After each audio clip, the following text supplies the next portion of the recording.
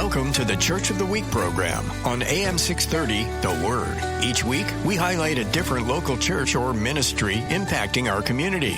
Now let's welcome our Church of the Week host, Chad Schapiro, and today's guest. Hey everybody, this is Chad Schapiro. Thankful to be the host of Church of the Week, and in this case, Ministry of the Week with AM 630, The Word. I'm so grateful they give us this spot. Great spot, featured on the air multiple times, Facebook Live, podcast, YouTube, all this. Also on KSLR.com. And I have the blessing of being able to work with Texas Baptist down here in this beautiful city and a kind of 2-hour radius around here, as well as Pastor Strong, which is a holistic health thing for pastors and leaders. And one of the leaders I get to connect with a lot in our city is today's guest, Margaret Judson. She's been doing some amazing things in our city. We're going to talk about School Connect, which is a gigantic one for many of us to get involved. I say us because you could be a business, you could be a church, you could be somebody that has kids in school, a different nonprofit in the area, and really there's a place for you to connect with School Connect. But Margaret, first of all, tell us about yourself first, just in case anybody doesn't really know much about your background. And thank you for being here. Oh, well, thank you, Chad, for having me. I appreciate being with you today. I grew up here in San Antonio, so I'm a native and Spurs fan? I am a Spurs fan. Go Spurs, go. Yeah, last night, I'm not going to say anything, but last night was pretty exciting. It was. I'm from Minnesota. Come on, let's go. Oh, Chad. Go, Timberwolves, go. I don't know if we can continue. But hey, we're winning, right? We're winning, and hopefully the Timberwolves, if the Spurs lose, then everybody that was a Spurs fan can join on to the Timberwolves fans. I don't know about with that, us. Chad. Okay. Mark's having a good time with it, too. That's kind of tough. So I grew up here in San Antonio, like I said, and then I spent some time away in Washington, D.C., and I worked on Capitol Hill, and that's where I met my husband. Great guy. I've got a chance to see him many times. That's right. And we moved back to San Antonio and to raise our family, and we've been there ever since. And so I served on a school board for 2 terms. And during that time, I met some people that were doing some work in the public school space. They asked me if I would be interested in pulling together some public schools in the faith community to see if there was any collaboration going on. And that was kind of the beginning of School Connect. Yeah, and probably, sadly, not as much collaboration going on as None. And what we found is, and we really focused on the urban core. So those schools in the downtown area, the north side, the south side, the west side, and the east side. And we brought administrators in, and then we brought the faith community that surrounded those schools. What we found is they were largely operating in silos, and it was heartbreaking to hear some of the schools that said, we were in a crisis last year. We could have really used the help, but they didn't know who to reach out to or how. And it was through that we thought we've got to find some way that we can bring these two together. So that's when we found School Connect in Phoenix, Arizona.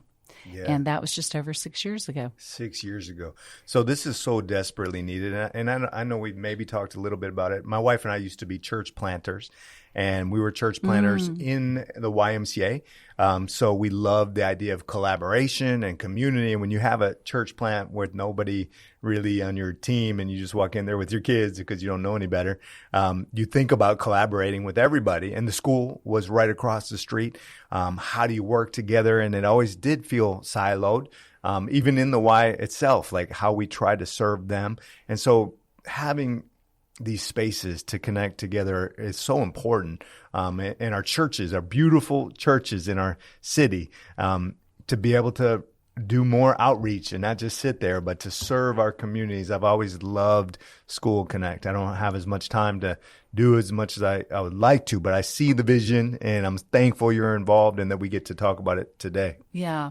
So it's what's really exciting, though, is just to see how it's taken off. And we started with Northside School District, the largest school district, and that's where we began our pilot program. And since then, we are now in 9 school districts around the area, and ideally we want to be in all 17 school districts in San Antonio. And it's exciting to see that people are embracing this and people want to be a part of a community. They often don't know how. And so the main part of School Connect is really bringing, first of all, School Connect brings together the faith, nonprofit, business community to build a village of support around our public schools. And we know that our community, students, families, educators, businesses, we all share a deep longing for every child to be seen, heard, and valued, and for schools to be supported and not isolated, and for neighbors to know their contributions really matter. So this is really about relationships. It's not a transactional. It's not fundraising. It's not donations. It's about really building those relationships. And we want our community, we know that everybody in San Antonio wants every child to have a champion and to have a hopeful future. And so the School Connect model is the cafe model. And what we do is we help our public schools, and we really help them identify who those partners are. You think that that would be really easy, but oftentimes they don't know who their community partners are right outside their school door. And so we help them identify those partners. And then we also work with the community partners, because oftentimes, it may be a church in the YMCA and they don't really know how to approach that school. So we also work with those partners and help them understand how to approach a school. You're here to serve and not come with your own agenda, and learning to do that can be a challenge for some. And when we bring those two together, the school and their community partners, that's what we call a cafe.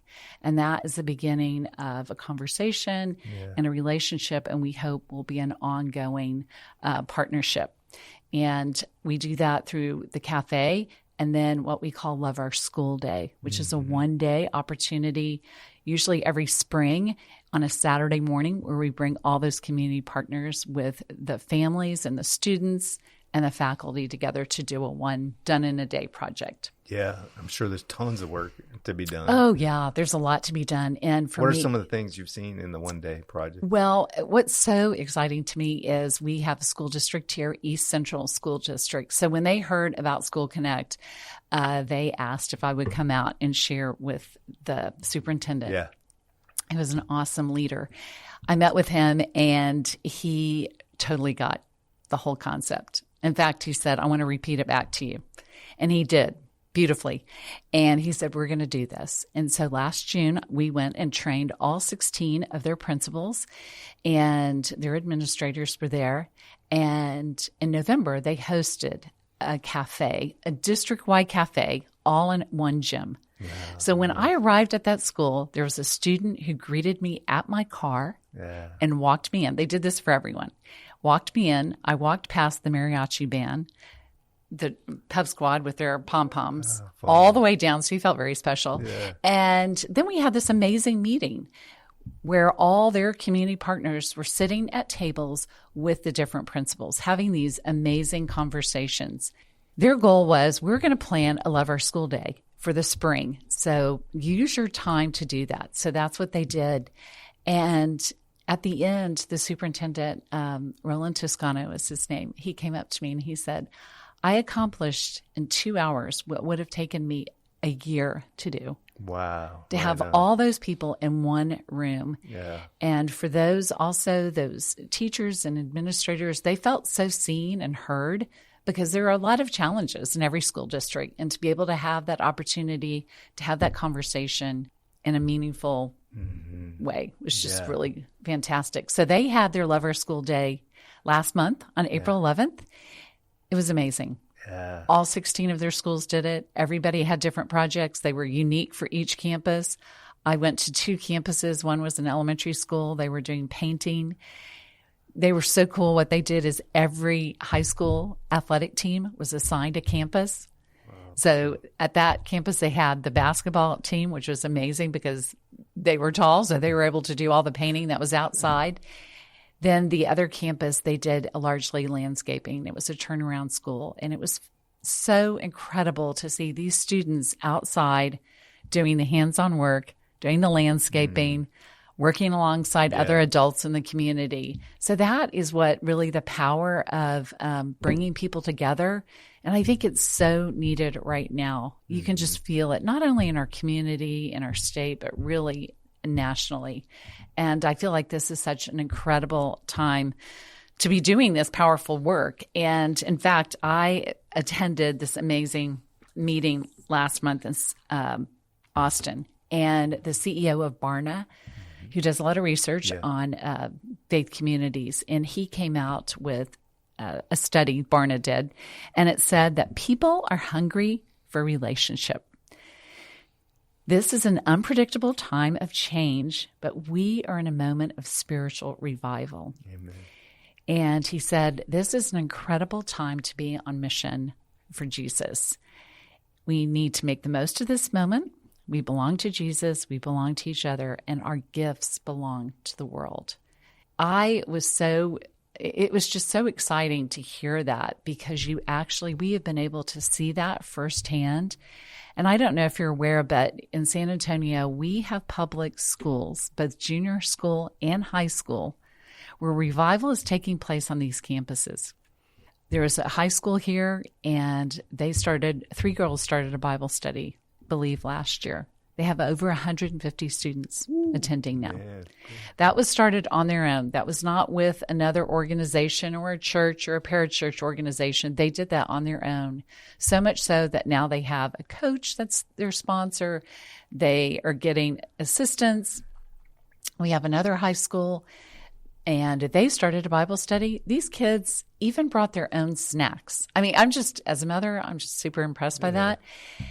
They outgrew their space. So what's so cool is there's a church right next door to this high school, and they reached out. They reached out to me and said, hey, do you know somebody who could host them, because they've grown out of their space? And I'm like, sure. The church right next door. They're so open to helping these schools that are right down the street. And so that's where they're having their Bible study. Wow. This is all these are kids who are starting this. Yeah. So the time is it's just such an incredible moment, and it's exciting to see that. And I see the churches in our community who are really engaging right now with our public schools. This week is Teacher Appreciation Week, and every one of them is doing something different, unique. They're being hands-on. They're showing up in really, really powerful ways. That's awesome. You are listening to Church of the Week. This is on AM 630, The Word, also KSLR.com. My name's Chad Schapiro. I'm blessed to be the host of this show, and we're on here with Margaret Judson from School Connect, and grateful for what she's already shared. If you missed it at all, make sure to go back on the podcast or Facebook Live or YouTube or something to be able to learn more about it. I love the connection. That's the one day, and I mean that's amazing. And then you talked about how connection's important for revival, and that's happening already with some of the students. These cafes, how often do they meet? And what could you remind them what that is again? Okay, the cafe is it's short for community and family engagement, but really what a cafe is just bringing people around a round table to have a conversation around a common goal, and that goal is serving that school. So we help those principals identify their top 2 or 3 needs, and then we invite those community partners to be a part of that conversation, get to know that campus, get to know that school and their needs, and see ways that they can be a part of the solution. And so that's basically what a cafe is. A cafe can happen on an individual campus, and oftentimes schools do host their own cafes. Most of the time, it's a district-wide, so a school district will host, like East Central, Alma Heights, Northside. They've hosted their own cafes, which they then include the schools in their district to that. And then last year, we started hosting a School Connect Summit, and that was at the Northside Sports Gym. We just did that in February. We had over 400 community partners and schools gather together to have those conversations. The purpose of that is we wanted to really expose the entire community to School Connect, not only the schools, but also our community partners. We wanted them to experience kind of what a cafe looks like, and that was the goal of the summit. I love it. My wife and I were there. We had a blast. There's so many nice people at our table. And for churches and businesses and other partners that could be part of this, I being a business guy before and then a church planter, I think many times we want to connect with the schools. We see our business or our church and we're thinking, gosh, there's families in there. There's people that could eat at the restaurant. There's people that could buy the whatever. But we have to go in there with more of a servant heart of building relationships. We can't just show up one time and just expect everything to happen. It's the same problem we have as the Big C church, which is not always functioning as the Big C church, because the churches are siloed as well. But we have little connect groups with pastors that I see when they pray together and meet together once a month. All of a sudden, man, the collaboration, the relationship, the love, the care, the trust, the unity that is birthed out of that. So I see that much as the same thing with the schools. And so go in there with if you're thinking at all, if you're anywhere nearby, go in there with what can you do to help these kids? What can you do to help this school? God will bless you for having that servant heart and out of that. And don't be in a hurry to get your thing moving. Go in there and love on these people. How do they get more connected with you? Okay, they can, to get connected with me, our website is School Connect SA. That's one word, .org. And then they can follow us on social media at School Connect SA. Thank you, Kelly. Thank you, Kelly. For reminding us about that. Yeah. And shout out to Kelly. The other way, I want to tell a funny story because I usually tell people you just can't show up at a school and say, hi, this is who we are. But I will be really honest with you. I do have a pastor, and that's exactly what he did. He was meeting at that public school. That's where his church plant was meeting. So he did. He went to the office and said, hey, we're the new church in the neighborhood, and I just wanted to stop by and introduce myself and see if there's any way that I can serve you all. I just want to serve you. And they kind of looked at him a little bit funny, and he said, I'll be back. And he was. He came back again, and same offer. And I think this time maybe he brought some donuts and coffee for the front office. And then he finally was able to meet with the principal. And the principal, he has since told that story. He's like, when he talked to him, he said, hey, we are a church. We want to serve your school. Please let us know what we can do. And he said, the principal told him point blank, he said, what's the catch? And he said, there is no catch. We are just here to serve you. And that began this, several year relationship between that church and that school. The principal really got to know the pastor, and they became friends. He was called into the office, my friend, who is a pastor, and he was like, okay, what did I do? He said, hey, you didn't do anything, but I'm being transferred to another school, and I want you and your church to go with me. Oh, wow. So it was a really cool testimony of how it just kind of came around full circle. And so that church went on to serve 2 schools, but they continue to be really good friends. And it's just a neat story. Yeah. That doesn't always work out, but that was a case where I think the pastor was just so authentic and so real. And he showed up. He was consistent. That's the thing, is people are burned so often in schools by people who come for one time and then they never see them again. Sure. Yeah, and it comes from maybe sometimes a self-centered heart of what can I get the school to do? And we have got to come in there like, what can we do to serve you? They think the churches are going to be preachy. They think they're going to be judgmental about their faith with the school. And we're called to be servants of our city, to be able to serve those that are hurting, lost, and frustrated, not just to pack our churches full of people, but to be the hands and feet of Christ. And so I thank you guys for doing that so well. And that's the same mindset of a business too. Don't think about just in your business, but what can you do to go build those relationships and to love and care. So you also go ahead. Were you going to say something? Oh, I was just going to also say sometimes it can be things like, clothing or food.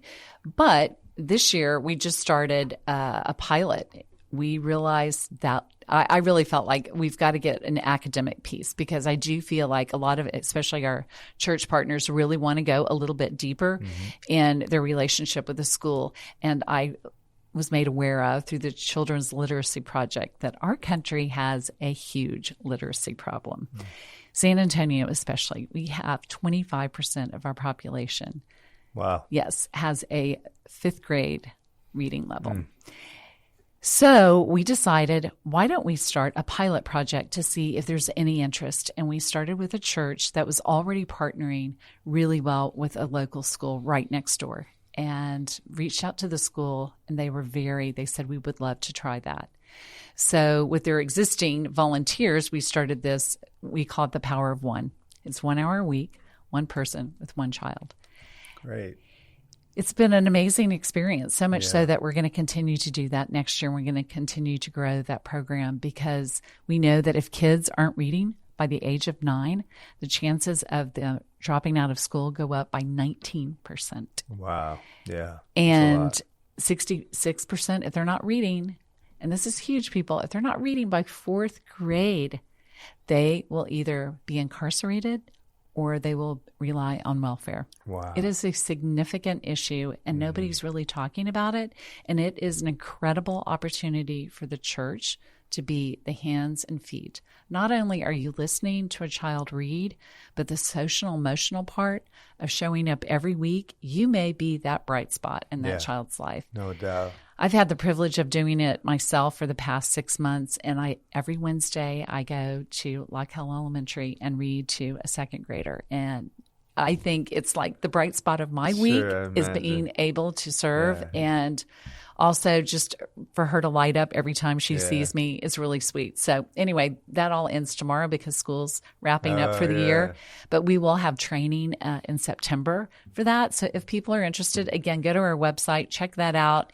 If your church wants to do that, and especially if your businesses, this is an incredible opportunity. It's 1 hour a week. Yeah. And you can make a huge impact. I love it. Yeah.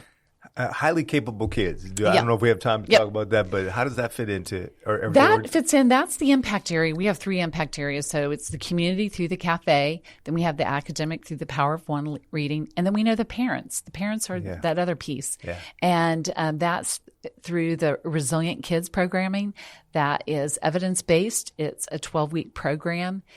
You can train to be a facilitator. You can do that in communities. We've had pastors who have gone and taught that curriculum in public schools. That's awesome. Shout out to those pastors who've done that. Yeah. Amazing men who have done that, made such an impact in the lives of parents. And it just really equips parents with some tools to just be a stronger parent, just to be more self-aware and to really pour into their kids some assets that will help them.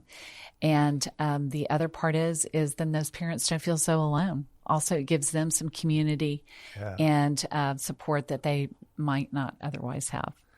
Man, this is so awesome. You did such Lots a great going job. on. Lots going on. Just so if you're sitting here thinking about this at all, just go learn more about it. You don't have to commit to a year long of anything. Just go learn more about it. Go to the social media. Yeah. What is that School again? Connect SA, at School Connect SA. At School Connect SA, the website? schoolconnectsa.org. And you could just reach out to us. I'm happy to come visit with you at your church, or you can come to any of our workshops that we have throughout the year to learn more about any of these opportunities. We are happy to visit with everyone. When the church and even the business sees that the owner and the leaders are trying to go out there and serve, it motivates everybody, gets them excited to not just sit there, but to go out there and to be of good use for our beautiful city. So I encourage you to do that. Thank you for being with us today. God bless you, Chad. Take care. God bless everybody. Thanks for joining us this week for Church of the Week. Please visit us online at am630theword.com for more information or to listen to previous Church of the Week programs. If you would like to recommend your church be featured on a future program, please email us at churchoftheweek@kslr.com.